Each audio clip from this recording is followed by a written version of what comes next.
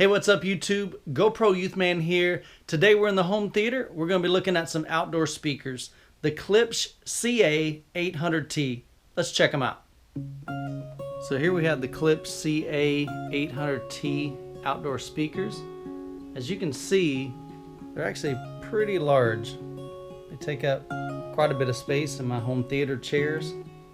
Several months ago, we began working on our backyard living area, adding a hot tub, some brick pavers, some sitting areas, and a dining room table outside.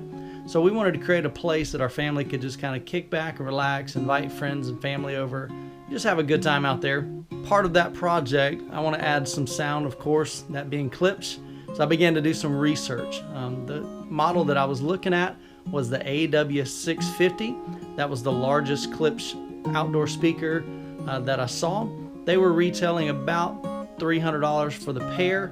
I was getting ready to purchase the AW650s when I got a text message from a friend of mine that had seen another pair of outdoor speakers on Craigslist in another state. What he happened to find was the CA800T commercial outdoor speakers. I wasn't real familiar with them, so I began to look at it. In my research, what I found out is the CA800T actually had a larger 8-inch driver and what appears to be a higher quality titanium tweeter. So I contacted the seller. I found out that these speakers were used inside a restaurant that had gone out of business, and so he was selling them. I ended up picking them up for $240 shipped, which was about $100 cheaper than I could buy a pair of AW650s, and they were larger speakers with a larger woofer as well as a higher quality tweeter. The speakers arrived in good condition. There's only a few things I saw on the grill, a couple scuffs there, and then in shipping, this grill right here got dented a little bit. They're going to be mounted up high in the outdoor living area, so I'm not really concerned with that. My biggest concern is how do they sound. So let's go ahead and take one of the grills off. I've already loosened it up. The grill is made of aluminum, so it bends really easy. You can see that dent right there. So you got to be careful of that. But inside, the speakers look fantastic. No rips, tears, dings, or dents.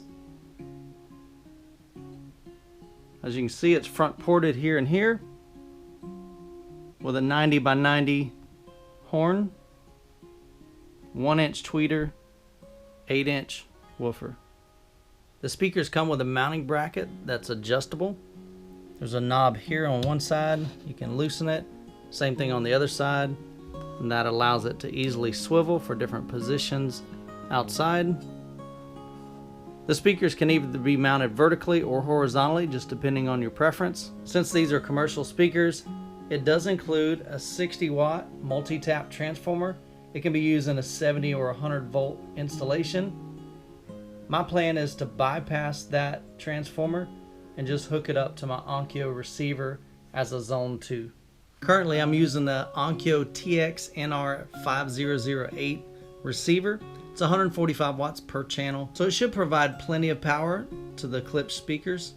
Now, one thing I didn't realize in hooking up a pair of speakers to a Zone 2 on a receiver is that you cannot use a digital output from the receiver. So my initial plan was to be able to stream music from the theater room through my receiver using an AppleTV.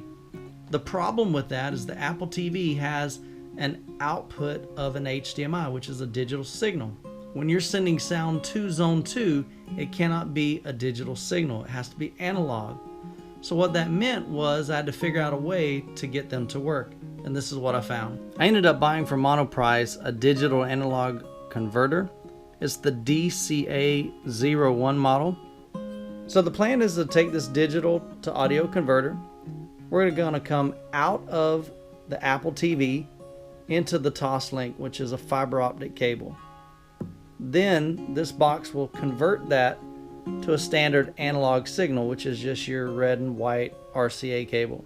From there, I'll go into the receiver, into one of the inputs.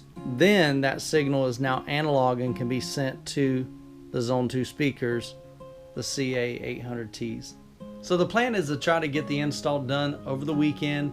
I've got to climb in the attic, run the speaker wires from the theater room to the outdoor living area. Then I'll connect the digital to analog converter to the Apple TV and also to the receiver.